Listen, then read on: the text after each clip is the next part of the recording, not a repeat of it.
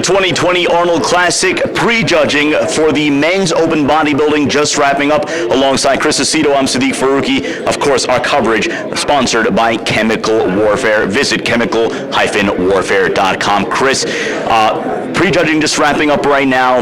They seem to have William BONAC in the middle, Big Ramy switching places in the middle. If we were to just go through the first call out real quick, William BONAC, Ramy, Dexter Jackson, Steve Kuclo, Akeem Williams, and who am I forgetting? I don't know. Your impressions of the first call out of the Arnold Classic? It was, a mix and match. Different physiques, different heights, different levels of conditioning. It seems like leaving the prejudging, the person who, was consistent, hard, full, all the way through was William BONAC. His level of muscle maturity stood out. His level of muscle detail stood out. I still personally think he was better last year, meaning he had just such a dense look last year. But this was like a little bit different look. I think he had a little bit more detail than he did last year. And, they're both good looks. I would have to say that he's in charge coming out of the prejudging. Well, he moved Big Ramy to the middle. Big Ramy, obviously one of the biggest, if not the biggest story coming into this Arnold Classic. Your impression of what you saw in prejudging? When he first came out, he had like splintered quads, and he just faded quickly. And they moved him away like he faded quickly. And I don't think he, quote, came back because I think he stayed, quote, faded, looked like washed out. The detail that you saw when he first came out wasn't there. And I think trying to get into the heads of the judges, they mix and match it and thought, okay, let's compare the contrast of BONAC versus his, gargantuism. Right. And see, where the fine line, separates those two. That said, Dexter Jackson was clearly battling for, I think, with BONAC for the win here. I think Dexter, my first impression of Dexter was that he tried to come in, which he did, with a lot of detail. His legs looked a little down in size, but they had more detail than they did, let's say, I think at the Olympia. It was a good package for Dexter. I think he did everything that he needed to do, had to do to try to win the show. I think as prejudging wore on,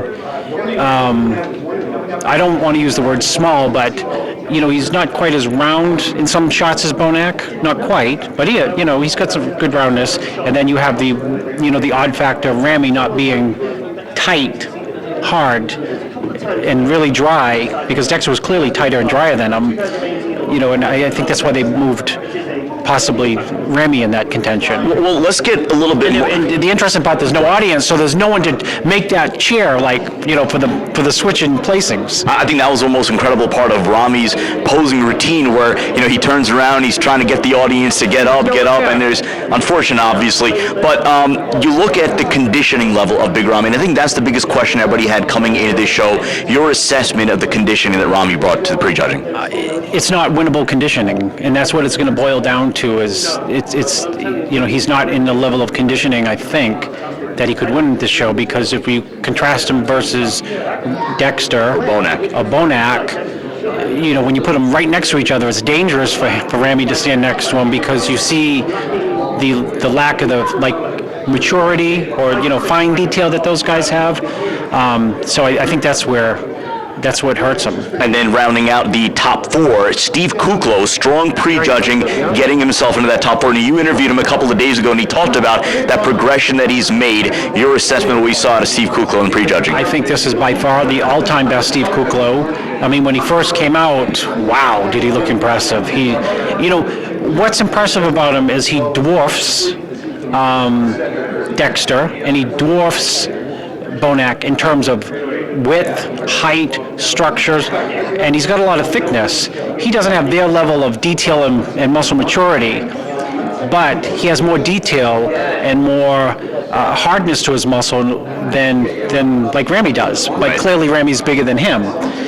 So that's, I think how he, and deservedly so, did land in the top call out, and I thought he looked great. I think he faded too, because towards the end, he didn't look as impressive as when he first came out, compared to Dexter didn't fade, he never does, and BONAC didn't fade. They always say guys who are, quote, smaller for some reason don't fade. They don't need to carb up much or something, but he faded a little bit, but he looked great. He looked tremendous here. Well, I mean, he's arrived as a bodybuilder. Right, absolutely. And the name that I forgot was Sergio Oliva Jr. So Sergio Oliva Jr. and Akeem Williams finished out that top placing, that first call out rather. Sergio Oliva was taken out of that top four. Yes. He was, in that 5 and 6 category. Yeah. We look at our comments, the Instagram pictures that we were posting, and fans were absolutely ablaze by what they saw out of Sergio Oliva. Your thoughts on what we saw in his Arnold Classic debut? I think he looked fabulous. I think he deserved to be in the first call out. I think that he brought a tremendously improved. It's his best. Right. His condition was outstanding. He was bigger than ever. And on certain shots, like he's a tall guy like Kuclo, but he opens up more than Kuclo on the front double. And his conditioning is on par with anyone in the show.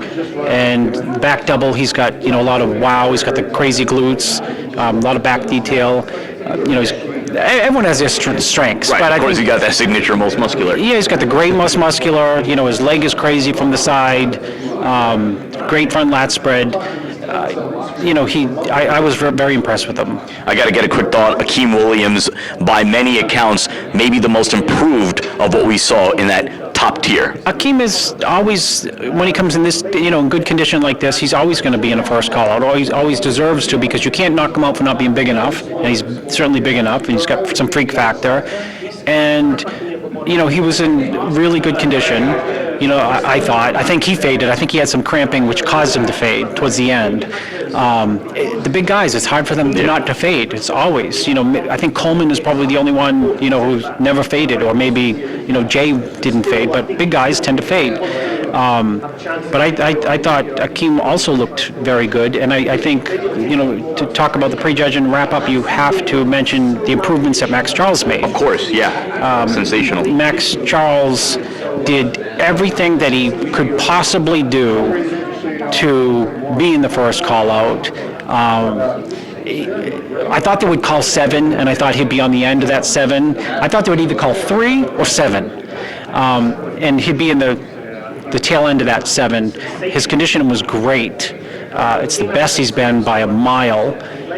He did the impossible, which is to really bring in the detail to his back, and that's been the knock against him his whole career. He can win stuff from the side, he can beat people from the front, but when he turns from behind, just not enough detail, and he definitely had it here. Getting that, he's a little bit smaller, than the freaky Max Charles, but anyone's going to be smaller when they come in with that crazy, that level of detail. Well, Milos Sarcev showed us a picture last night of Max Charles, so that absolutely carried onto the stage. Let's get a final thought, presumably for it assume that the championship's going to come down to William BONAC and Big Ramy. Quick thought on both of them. What do you need to see out of finals to close the door? I think my own impression is that William may be a little bit too tight to overcome that. It's not like they're close in condition, you know what I mean? Right. The back shots, Ramy's not tight enough to highlight that mass, and William is pretty diamond hard. His Christmas tree is really sharp. When he hits the back double, he's got really crazy glutes, hams, and he's got the back detail all the way, from the top of the bottom of the neck down to his erectors, or lower back. It's a lot to overcome. But if at the end of the day, these shows are also about muscle, and judges and me, we love tons of mass, and if they want completely freaky, you technically on paper could give it to Ramy, but I just don't think the condition is there enough to get that nod. What do you think? What do I think? Well, people watch us to get Chris Aceto's opinion. Not to get my opinion. Yeah. You running for senator, or that's a political answer? Well, I think the winner is going to come down to somewhere between Big Ramy, William BONAC, Steve Kuclo, and Dexter Jackson. How's that for an answer? You know what? Anything can happen. The thing with Dexter and BONAC is they are both rock hard, and they have the ability to eat 2 meals and fill out and even look harder. But when you're not, and you're crazy detailed, Ramy can't. You know what I mean? Right. You're not going to get it in 4 hours, that's for sure, because he's not lean enough or just there enough to get it. So that you're trying to chase condition between prejudge and finals, and sometimes it just really backfires. So that's going to do it from Prejudging. Again, we're going to have the full nightly recap tonight. Men's Open, Bikini, and Men's Physique all going down tonight at the 2020 Arnold Classic. For Chris Aceto, I'm Siddique Farooqi, RXMuscle.com.